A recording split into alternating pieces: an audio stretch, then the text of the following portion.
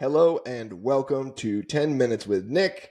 As you might guess, I'm Nick. If you're actually watching the video, you might see somebody who is not me. And she is decidedly not me because I don't look like a girl. Or at least I haven't in the last few days. I don't know, that may change, that may not change, but this is what happens here on 10 Minutes with Nick. Things are crazy, but today is not 10 Minutes with Nick because just like our failed attempt at interviewing my friend Josh Pickman, today is 10 Minutes with Megan.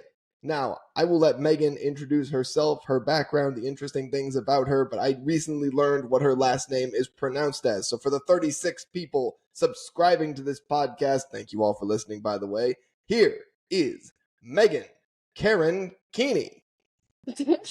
Thank you. My name's Megan. I'm 25, a local SoCal chick. I don't know. What about my background? Like, Well, let's start with what you do. What do you do? I think that's very California. Typically, you just get, your age, your name, and you for work. Or, Yeah. in other words, what can you do for me? Sure. Yeah. As a first responder. So, like, mainly the ambulance, but I did some time in the Forest Service. No big deal. Yeah. So, in case you're wondering, for those of you who are sort of wondering, like, first responder force, what does that mean? She's basically the person who makes it so that when you're living in SoCal, you don't worry about the fact that SoCal is the home of violence, scum, and villainy. She makes sure that if something were to happen to you, she gets you to the hospital.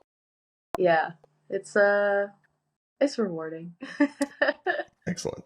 And we'll dig more into that in a little bit here. But I came to know Megan through two of our mutual friends, Ashley and Mia, both of whom I think are terrified of microphones, so won't sit down in front of it and come on what is clearly a hot seat here at 10 Minutes with Nick.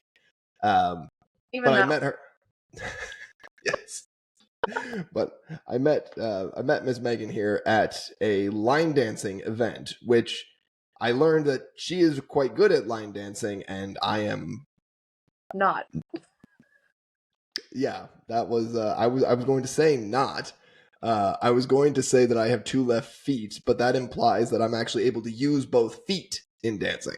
So I thought it would be interesting to bring you on the show because obviously our first interview was a military first responder. He was a combat medic.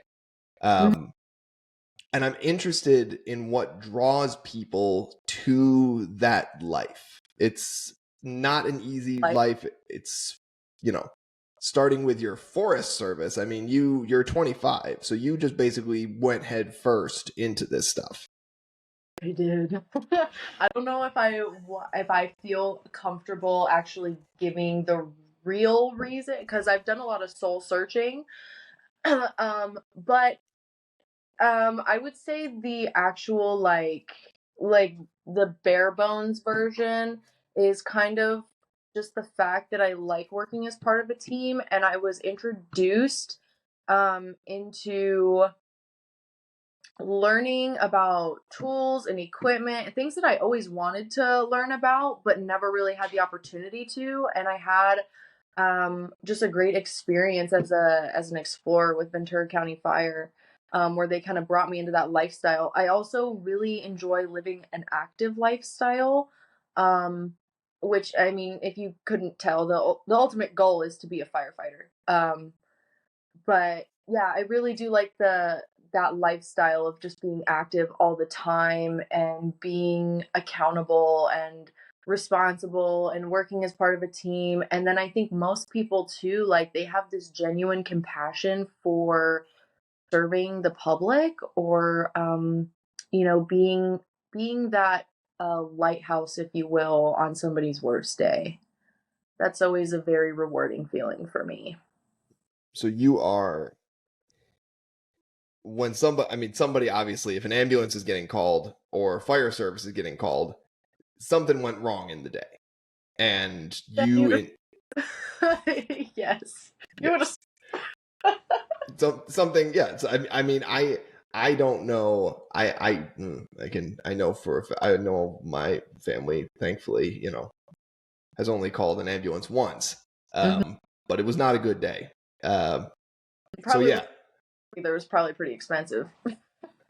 well, yeah, this was back in New York State, in the city of Buffalo. So it's not Buffalo. Things aren't terrible because it's just not as big of an expensive a city as the state of California. Yeah, I Um, assume in a place called Buffalo there would be a whole lot going on, but what do I know? what who knows what goes on in the city of Buffalo? Yeah, first of all, whoa. I'm in a suburb. Yeah, ooh, yeah, those, well, actually, the suburbs are a little bit crazy, as we saw over the weekend.